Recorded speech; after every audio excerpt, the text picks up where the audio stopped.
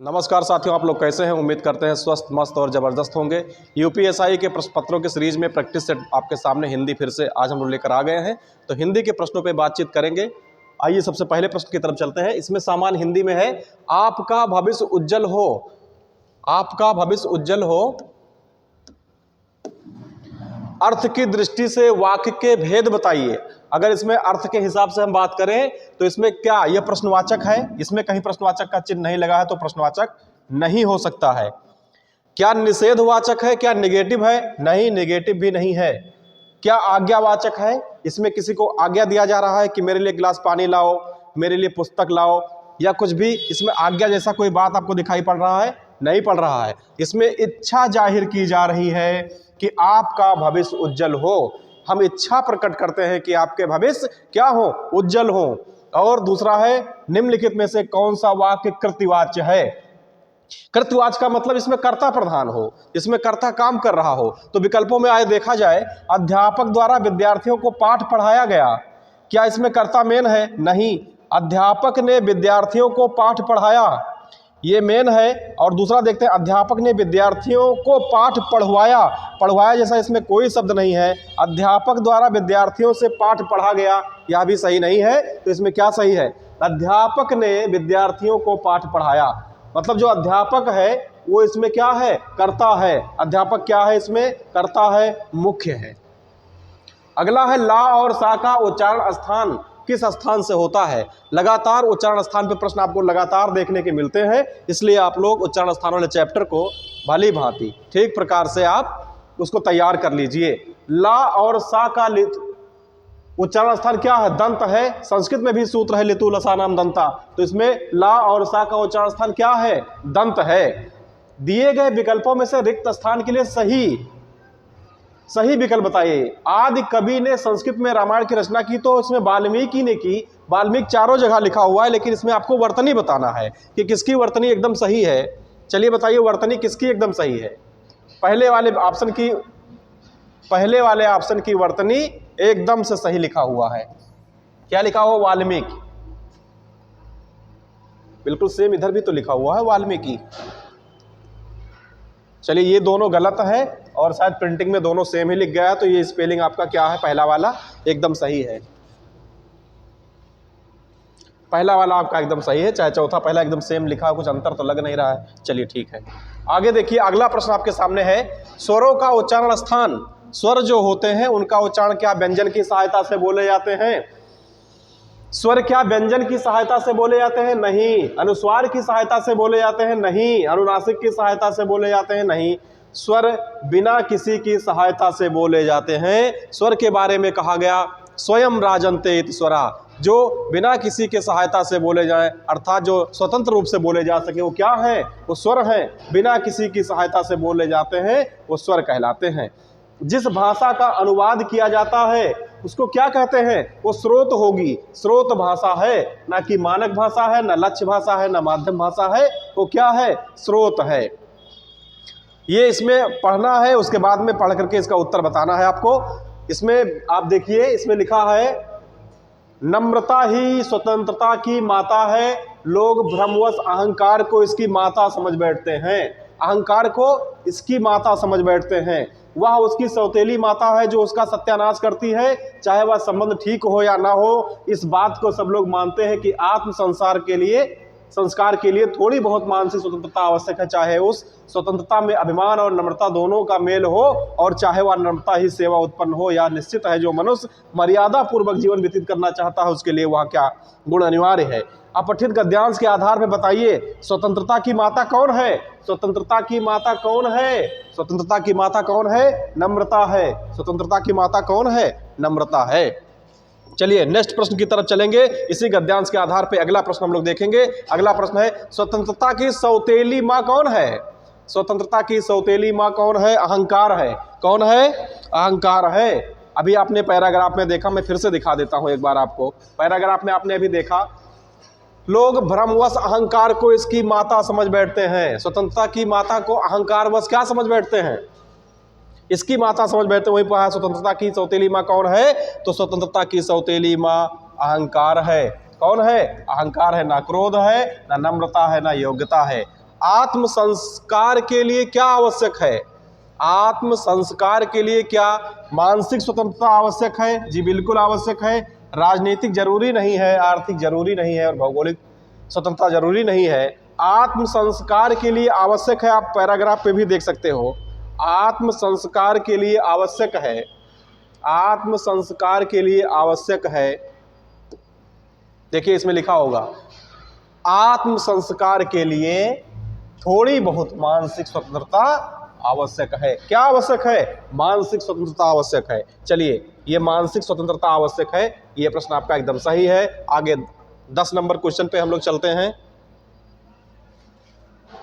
ये लो जरिएगा 10 नंबर प्रश्न पे हम लोग चलते हैं। प्रस्तुत गद्यांश का शीर्षक बताइए। इस गद्यांश को क्या हम नैतिक बल मान लें, क्या स्वतंत्रता मान लें, आत्मबल मान लें या अभिमान मान लें? तो इसका क्या है? स्वतंत्रता ही है। दिए गए विकल्पों में से रिक्त स्थान के लिए उचित मुहावरे का प्रयोग करिए।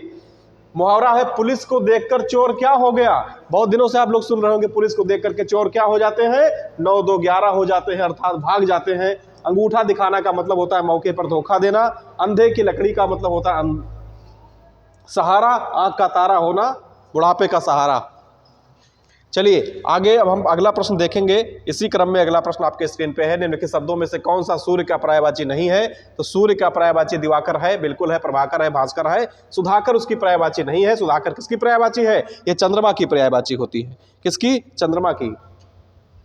दिए गए विकल्पों में अमृत का विलोम, अमृत का विलोम बहुत ही आसान प्रश्न है। जो अमृत होगा तो उसका विलोम विष भी होगा। अमृत का उल्टा क्या होता है? विष होता है। इसका विलोम क्या है? विष है। श्री रामचरितमानस की रचना किस कवि के द्वारा किया गया? श्री रामचरितमानस की रचना किसके द्वारा की गई?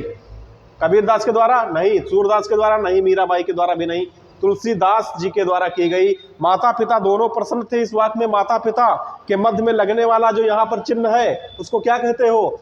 क्या आद्रव विराम है, क्या निदेशक है, क्या अल्पविराम नहीं, वो योजक चिन्ह है। क्या है? योजक चिन्ह लगाई जाती है। क्या लगाया जाता है? योजक चिन्ह। हिंदी को भारत की राजभाषा कब बनाया गया? क्या 15 अगस्त 1947 को? नहीं, ये तो आजादी के दिन है। 30 जनवरी 1948 यह भी नहीं। 26 जनवरी 1950 यह भी नहीं। कब? 14 सितंबर 1949 को हिंदी भाषा दिवस मनाया गया। निम्नलिखित शब्दों में से कौन सा शब्द समुद्र का पर्यायवाची है? समुद्र का पर्यायवाची रत्नाकर है? नहीं। मधुकर है? नहीं। दिनकर भी नहीं है। क्या है इसका पर्यायवाची? नरपति है। क्या है इसका? नरपति होगा। कुछ गड़बड़ है क्या? नरपत नहीं होगा, इसका होगा पहला वाला ऑप्शन। आपका पहला ऑप्शन ही होगा, रत्नाकर होगा। क्या होगा? रत्नाकर होगा। सही कर लीजिए, रत्नाकर होगा इसका। संधि के कितने भेद हैं? संधि के कितने भेद हैं बताइए? स्वर संधि, विसर्ग संधि और व्यंजन संधि। कौन कौन? 3 हो गए। कौन कौन? स्वर संधि, व्यंजन संधि और तीसरा विसर्ग संधि। इसलिए संधि के कितने भेद हो गए? अभी इनके भी भेद है, 5 है। प्रतिध्वनि में कौन सा उपसर्ग है? उपसर्ग बताइए, आगे लगता है कि बाद में लगता है? शुरुआत में लगता है कि बाद में? तो उपसर्ग बताएंगे आप, शुरू में लगता है। तो प्रतिध्वनि में शुरू में क्या लगा है? प्रति लगा है, इसलिए प्रति उपसर्ग हो गया। ये नहीं, गलत है, ये भी गलत है, ये भी गलत है। प्रतिध्वनि में कौन सा उपसर्ग है? प्रति उपसर्ग है। प्रतिध्वनि में कौन सा उपसर्ग? प्रति उपसर्ग है।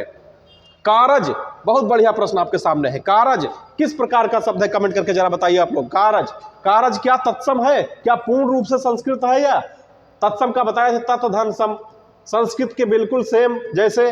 तो क्या ये कारज सेम है? नहीं है। क्या तद्भव है? सेम हिंदी भी नहीं है, या तद्भव भी नहीं है और देशज भी नहीं है। क्या है? अर्ध तत्सम है। अर्ध तत्सम क्या होते हैं? संस्कृत के टूटे फूटे रूप जो तद्भव में आने से पहले होते हैं उसको अर्ध तत्सम कहा जाता है। लड़का कौन सी संज्ञा है? लड़का का बोध कराए, मनुष्य का बोध कराए, नर का बोध कराए, लड़की का बोध कराए, तो सब क्या होते हैं? ये जाति होते हैं। लड़का एक जाति है, लड़की एक जाति है, तो ये जाति वाचक हो जाते हैं। प्रयोग के आधार पर शब्द कितने प्रकार के? कमेंट करके बताइए। प्रयोग के आधार पर शब्द कितने प्रकार के? शब्द 2 प्रकार के। प्रयोग के आधार पर शब्द कितने प्रकार के? 2 प्रकार के। फटाफट प्रश्नों का सीरीज है, जल्दी जल्दी आप लोग कर लीजिए। इसमें अधिसूचना जो नोटिफिकेशन जारी होती है, क्या सरकारी पत्रिका में जारी होती है या किसी भी पत्रिका में, सामान्य पत्रिका में, या सरकारी गजट में कोई भी अधिसूचना जारी की जाती है। निम्नलिखित विकल्पों में से कौन सा शब्द सरल शब्द का विलोम है? सरल का कुटिल हो जाएगा, सरल का कठिन भी हो जाएगा, सरल का वक्र भी हो जाएगा, सरल का निरर्थक नहीं होगा। सरल का क्या नहीं होगा? सरल का निरर्थक नहीं होगा। रचना के आधार पे वाक्य कितने प्रकार के होते हैं? वाक्य रचना के आधार पे 3 प्रकार के होते हैं। संक्षेपण मूल पाठ से कितने कम शब्दों में लिखा जाए उसको 1/3 यानी 1/3 कम शब्दों में लिखा जाता है। संक्षेपण को 1/3 1/3 में लिखा जाता है। अगला है जो शब्द पूर्वापर संबंध से किसी संज्ञा के बदले में आता है उसे क्या कहते हैं? आप लोग पढ़ते चले आ रहे हो कि जो संज्ञा के स्थान पे प्रयोग किए जाते हैं उनको क्या कहा जाता है? सर्वनाम कहा जाता है। जो शब्द पूर्वापर संबंध से किसी संज्ञा के स्थान पे प्रयोग किए जाए सर्वनाम कहलाते हैं। श्रृंगार रस का अस्थाई भाव क्या है? श्रृंगार रस का अस्थाई भाव रति है। श्रृंगार रस का अस्थाई भाव क्या है? रति है। किस वाक्य में संबंध बोधक अव्यय का प्रयोग किया गया है? ऐसा काम मत करो इसमें नहीं है, मैं पीछे आया इसमें नहीं है, मैं यह काम नहीं करूंगा इसमें नहीं है, मैं काम के पीछे आया था। ये किस वाक्य में संबंध बोधक अव्यय का प्रयोग हुआ है? मैं काम के पीछे आया था, काम से इसका संबंध है। माता पिता द्वारा पुत्र को लिखे गए पत्र में माता पिता द्वारा अभिभावक द्वारा क्या किया जाना चाहिए? अभिवादन कैसा होना चाहिए? अगर माता पिता अपने पुत्र को पत्र लिख रहा है तो उसमें अभिवादन किस प्रकार से किया जाए? क्या उसको सादर प्रणाम करे? क्या प्रणाम करे? क्या नमस्ते करे? नहीं, उसको शुभ आशीर्वाद दे दे। क्या दे दे? शुभ आशीर्वाद दे दिया जाए। शुभ आशीर्वाद से शुरुआत करना चाहिए। शुद्ध वाक्य बताओ। 10 अरब यात्री भारत आए, क्या शुद्ध लिखा हुआ है? 10 अरब। अरे 10 अरब कहां हो जाएगा? 10 अरब यात्री भारत आ चुके हैं, फिर से 10 अरब लिखा हुआ है। अरब के 10 यात्री भारत आए, यह बिल्कुल सही लिखा हुआ है। अरब के 10 यात्री भारत आए, 10 अरब यात्री भारत आए, यह भी गलत है। तो इसमें एक ही शब्द आपके, इसमें 10 अरब बार बार लिखा हुआ है, वैसे गलत हो जाएगा। अरब के 10 यात्री भारत आए, यह उत्तर आपका एकदम सही है। निम्नलिखित शब्दों में से कौन सा शब्द पुल्लिंग है? क्या घटना पुल्लिंग है? नहीं। क्या लज्जा पुल्लिंग है? प्रार्थना भी नहीं। क्या है? संकल्प शब्द क्या है? पुल्लिंग है। संकल्प शब्द क्या है? पुल्लिंग है। और आगे प्रश्न आपके सामने है, निम्नलिखित में से किस शब्द में स्वर व्यंजन संबंधी अशुद्धि नहीं है? क्या आरोग्य सही लिखा हुआ है? क्या आरोग्य सही लिखा हुआ है? नहीं, इसमें ऊर्जस्वी सही लिखा हुआ है। ईसाई इस तरीके से सही होगा और यह उत्सुक इस तरीके से सही होगा। और उत्सुक के नहीं होगा, उत्सुक इस प्रकार सही होगा। तो इसमें जो शुद्ध है नहीं है, अशुद्धि जिसमें नहीं है, जो शुद्ध रूप में लिखा गया है वो ऊर्जस्वी ही लिखा गया है। रूप के अनुसार क्रिया विशेषण कितने प्रकार के होते हैं? चलिए बताइए, रूप के अनुसार क्रिया विशेषण कितने प्रकार के हैं? 3 प्रकार के हैं। कितने प्रकार के? 3 प्रकार के। अर्थ के अनुसार क्रिया विशेषण कितने प्रकार के होते हैं? अर्थ के अनुसार क्रिया विशेषण कितने? 4 प्रकार के। अगला है अंश। अंश शब्द का सही। अंश मतलब किसी की हिस्सा। अंश का मतलब क्या होता है? किसी की भागीदारी, किसी का हिस्सा। और दूसरे अंश का मतलब क्या है? कंधा है। इसलिए बी ऑप्शन एकदम सही है। अंश का मतलब आग नहीं होता है, अंश का मतलब कंधा, और कंधा इस अंश का मतलब नहीं होता है। इस वाले अंश का मतलब तो कंधा है और यहाँ पर आग और हिस्सा लिखा है, यह भी एकदम उत्तर गलत है। अगला आपके सामने है प्रश्न, गोदान के लेखक मुंशी प्रेमचंद सब दुनिया जानती है। बुंदेली का क्षेत्र कहाँ है? बुंदेलखंड वाला हिस्सा उत्तर प्रदेश में कहाँ पर है? क्या पानीपत सोनीपत तो हरियाणा में है, बुंदेलखंडी भाग नहीं है। आगरा मथुरा भरतपुर यह भी नहीं है, ये राजस्थान की तरफ वाला भाग है। झांसी जालौन और दतिया ये कहाँ है? ये बुंदेलखंडी वाले क्षेत्र हैं। जयपुर अजमेर जोधपुर यह भी नहीं है। तो झांसी जालौन और दतिया बुंदेलखंड का क्षेत्र है, बुंदेली क्षेत्र है। निम्नलिखित में से कौन सा संकेतवाचक है? यदि अच्छी वर्षा हुई तो फसल भी अच्छी होगी। संकेत कहां पर जा रहा है? संकेत जा रहा है कि यदि अच्छी वर्षा होगी तो फसल भी अच्छी होगी। यही आपका सही उत्तर है। क्या इस बार अच्छी वर्षा होगी? इसमें प्रश्न पूछा जा रहा है, कोई संकेत नहीं है। फसल अच्छी हो तो अच्छा है, इसमें भी कोई संकेत नहीं। वाह क्या अच्छी फसल है, इसमें भी विस्मयादिबोधक है। तो संकेत कहां जा रहा है? यदि अच्छी वर्षा होने की संकेत हुई तो फसल भी अच्छी होगी। यह संकेत वाचक वाक्य है। हिंदी का प्रथम समाचार पत्र 1826 ईस्वी में कहां से प्रकाशित हुआ? तो कलकत्ता से प्रकाशित हुआ था। ये टॉप के 40 प्रश्न आप हमने करवा दिए। ये यूपीएससी के लिए रामबाण है और डेली इसी प्रकार से सीरीज आपको मिलती रहेगी। डेली हम 40 क्वेश्चन, परीक्षा और नजदीक आएगी तो उस प्रश्नों की संख्या कुछ बढ़ाएंगे, 100 के आसपास कर देंगे। अब ये सभी प्रश्न बहुत ही इंपॉर्टेंट है, चुन चुन के बनाए गए हैं। आप लोग प्रैक्टिस करते रहिए, देखते रहिए। अगली वीडियो में फिर से मुलाकात होगी।